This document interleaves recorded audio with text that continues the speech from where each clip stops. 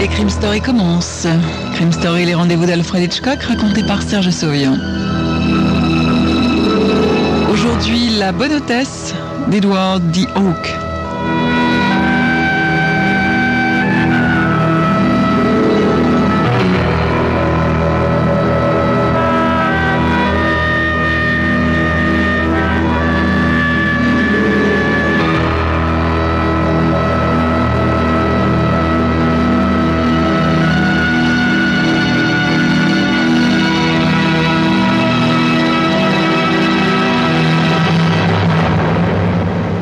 Qui est au juste cette si jolie Johanna Garrett?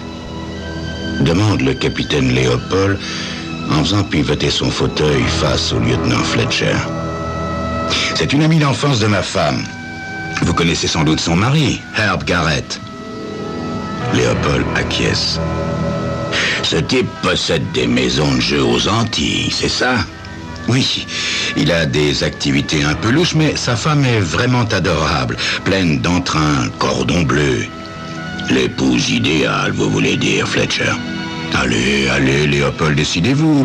Venez chez les Garrett avec Carole et moi, juste pour une semaine, une petite semaine. Ils ont une piscine, un tennis, ça vous ferait le plus grand bien. Léopold écarte la suggestion d'un haussement d'épaule. Enfin, Fletcher, vous me voyez en train de profiter de l'hospitalité d'un joueur notoire. Et je pense que pour vous aussi, ce ne serait pas très bien d'aller passer des vacances chez les Garrett. Enfin, capitaine, Garrett n'a jamais eu d'ennui avec la loi, c'est un citoyen respecté. Savez-vous qu'en ce moment, il passe le plus clair de son temps avec les hommes de loi afin de légaliser les paris privés sur les courses de chevaux? Ça ne change rien. Mais capitaine, Carole et moi partons la semaine prochaine et je sais que Johanna serait ravie de vous avoir avec nous. Nous ne pouvons pas nous absenter tous les deux pendant une semaine, dit Léopold à la recherche d'une excuse. En ce dernier samedi ensoleillé de septembre, Léopold se retrouve presque inexplicablement sur le siège avant de la voiture de Fletcher. Il roule vers le nord, direction la villa de Johanna et Herb Garrett. Carole est à l'arrière. Carole est une petite femme bien faite, de 35 ans, active et intelligente. Elle fait partie de ces femmes de policiers qui prennent un vif intérêt au travail de leur mari. « J'ai eu Johanna avant de partir, dit-elle. Elle nous prépare une petite fête. Elle m'a dit aussi qu'elle allait inviter une de ses amies pour vous tenir compagnie, capitaine. » Bah, il n'y a pas beaucoup de femmes qui se tournent les pouces en attendant de rencontrer un vieux type comme moi. Capitaine, dit Fletcher avec une certaine tendresse. Vous n'avez que 50 ans, vous devez sortir un peu, rencontrer des gens. Vous vivez comme un ours. Allez, relax, capitaine, relax. Léopold poussa un soupir pensif. Une demi-heure plus tard, en arrivant chez les Garrett, il s'est presque fait à l'idée de ne penser à rien pendant une semaine. Johanna fera le reste. Johanna est une belle grande femme, blonde. Elle porte un jean rapiécé et une vieille chemise d'homme. « Excusez ma tenue, dit-elle en les accueillant, mais j'ai promis à Herb de nettoyer le garage avant son retour, et comme il arrive demain... »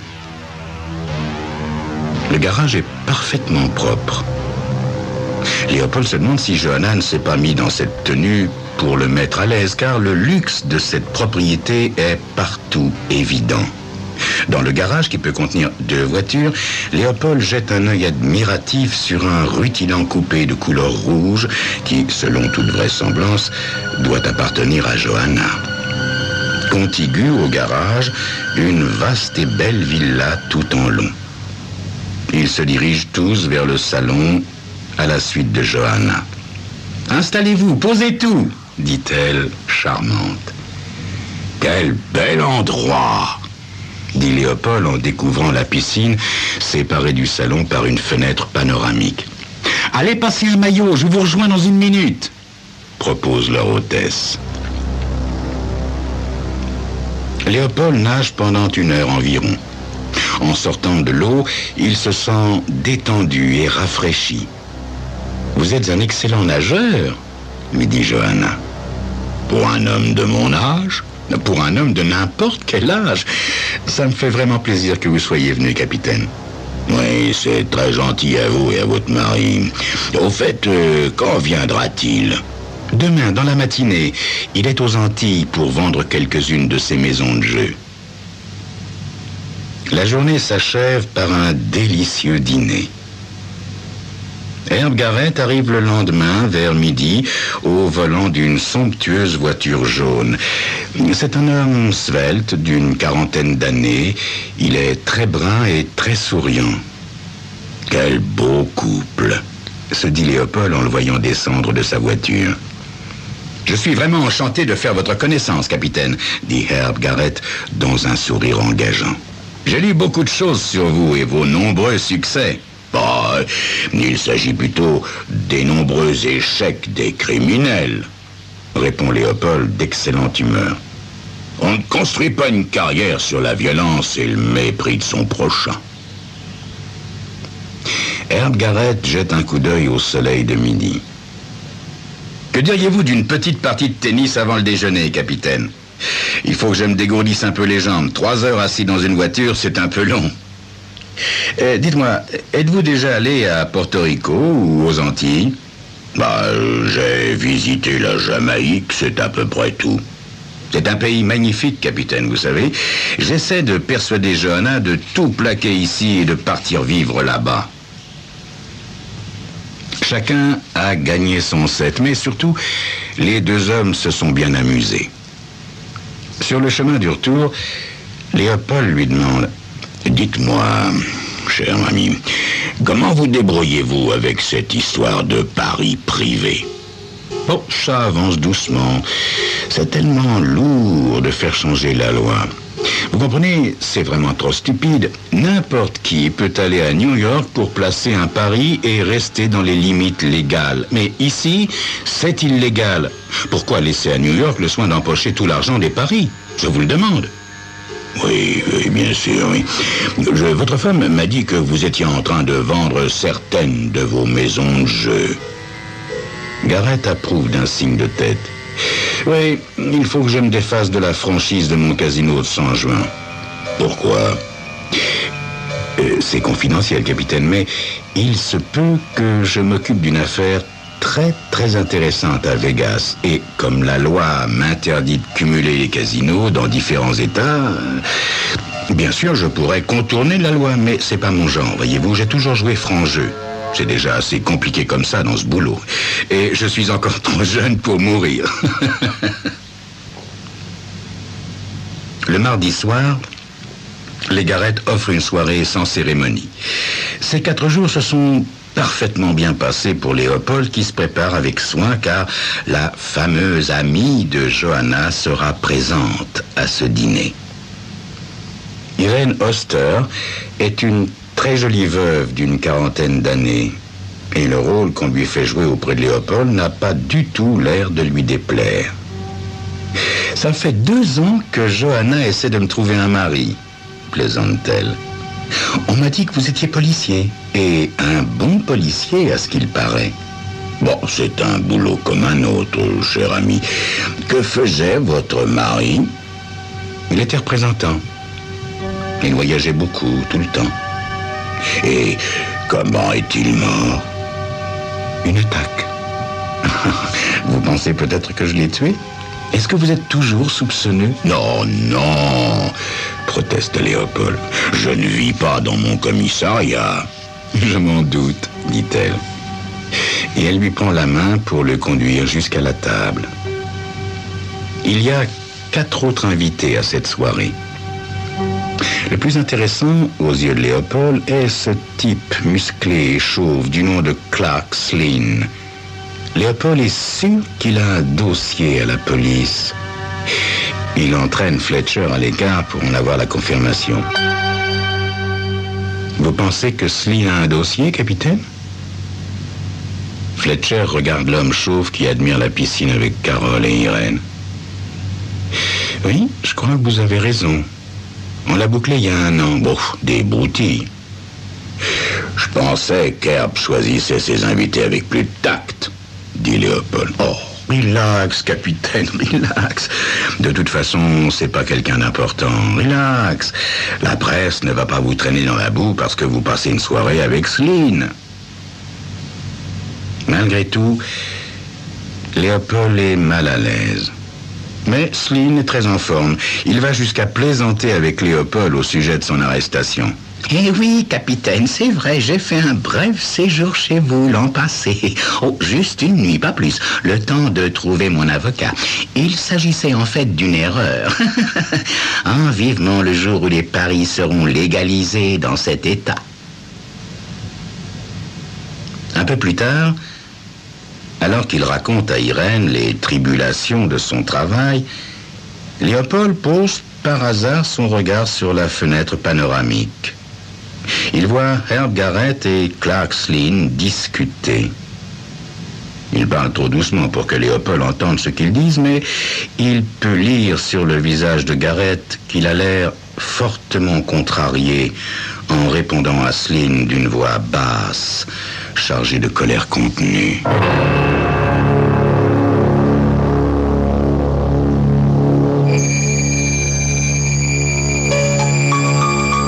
Qu'est-ce qui se passe derrière l'image de justicier de Garrett et le sourire étrange de Céline?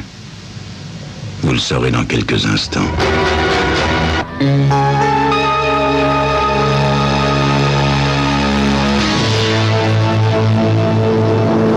Un moment après, Garrett tourne les talons et rejoint Johanna à la cuisine.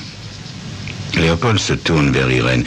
Dites-moi, chère Irène, j'aimerais vous poser une question.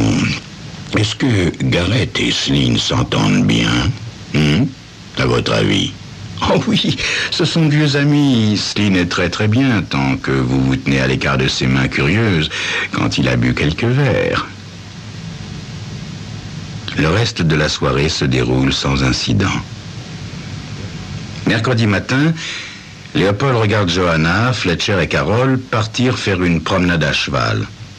Il reste en compagnie de Herb qui est en train de boucler sa valise.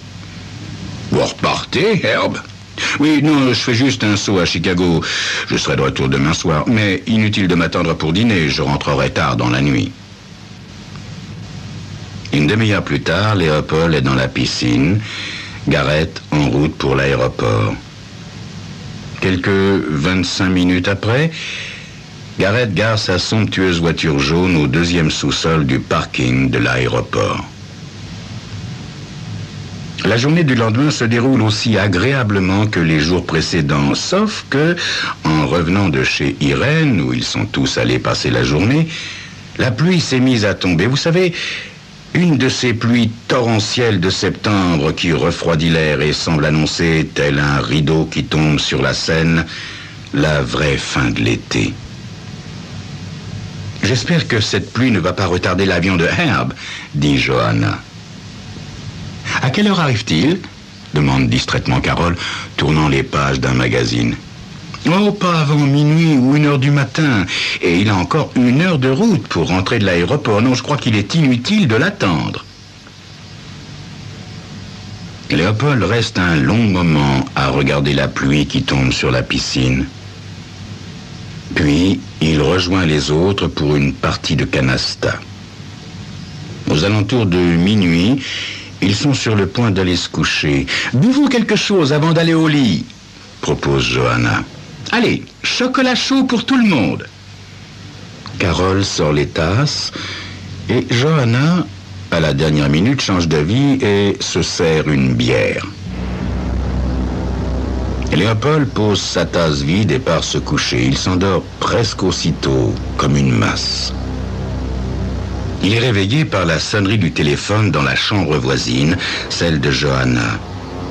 Il l'entend répondre avec quelque chose dans la voix qui le tient éveillé. « Oh non, non, mon Dieu, non !» hurle-t-elle. Léopold jette un œil au cadran phosphorescent de sa montre. Il est 4h moins le quart. Il se frotte les yeux, se lève, enfile sa robe de chambre et, à moitié endormi, se dirige vers la chambre de Johanna. « Qu'est-ce qui se passe, Johanna ?» C'était la police. C'était la police. Herb est mort. Il a été tué. « Je m'habille et on y va, » dit Léopold.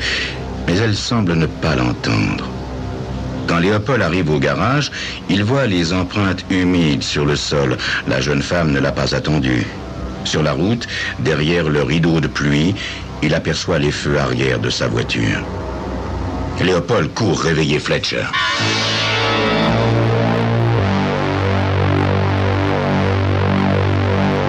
La pluie tombe toujours quand ils arrivent à l'endroit où l'on a découvert la berline jaune de Herb Garrett. Elle est sur le bas-côté et Herb est effondré sur le volant. Il a reçu 2 balles dans la tempe gauche. La vitre de la portière est baissée. La pluie tombait sur le cadavre quand on l'a découvert. C'est ce qui m'a intrigué, dit un policier à Léopold. Quand un type pique un petit son dans sa voiture, il laisse pas la vitre baissée, surtout quand il pleut, n'est-ce pas? Quelle heure était-il? Demande Léopold. 3 heures environ. Et depuis quand était-il mort? Ça, c'est le légiste qui nous le dira. Léopold fait quelques pas vers la voiture rouge. Johanna sanglote dans les bras de Carol. Il rejoint Fletcher. Qu'en pensez-vous, Fletcher? Une histoire de vol. Herb a dû s'arrêter pour prendre un stopper et il s'est fait descendre en guise de remerciement. Le policier dit qu'il avait toujours son portefeuille. C'est ce qui a permis son identification. Non, et puis, un stopper serait arrivé par l'autre portière. Il aurait tiré du côté droit. Or, Herb a reçu 2 balles dans la tempe gauche. Le lieutenant de police chargé de l'enquête s'appelle Moorhead.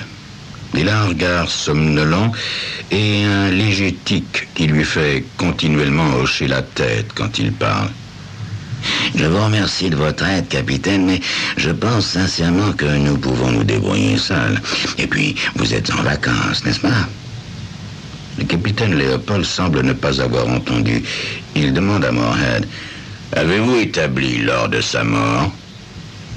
Moorhead hoche la tête et soupire devant l'obstination de Léopold. Eh bien, son avion s'est posé à 0h40. S'il a tout de suite quitté l'aéroport, il a dû atteindre l'endroit où il a été tué aux environs de 1h30. La voiture est donc restée là pendant 90 minutes sans que personne ne s'arrête.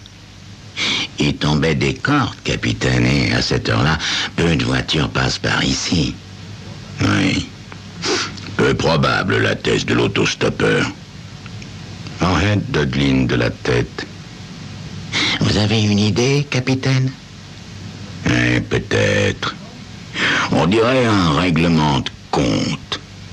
C'est le tueur qui conduisait. Il a tiré 2 balles à gauche et puis il a mis Garrett derrière le volant. Mais qui aurait pu être au volant? Fletcher et Léopold arrivent à la villa quand Clark Slynn descend de sa voiture. Oh, quel malheur! Oui, dit Léopold.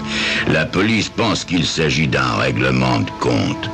Mais je n'ai rien à me reprocher, capitaine, dit Slynn pour se justifier. Je sais. Mais je vous ai vu vous disputer avec Herb l'autre soir. De quoi s'agissait-il? Eh bien voilà, j'ai servi d'intermédiaire dans la vente de ces maisons de jeu à Porto Rico. J'ai négocié avec des gens que je connais. Et mardi soir, je lui ai fait une offre. Et Herb s'est énervé parce qu'elle lui semblait inacceptable. Irène arrive sur les lieux. Oh, Slynn, venez, Johanna est dans le salon. Léopold les accompagne, pensif. Il s'assied, avale un jus d'orange, puis se lève brusquement. « Où allez-vous » lui demande Fletcher. « Seulement dehors. Je reviens dans 1 minute. » Léopold sort, marche dans l'herbe humide. Il se retourne, regarde la maison, se remémorant quelque chose. « Oui, dit-il enfin. Oui, c'est ça. » La voiture de police arrive par la route et s'arrête à côté de lui.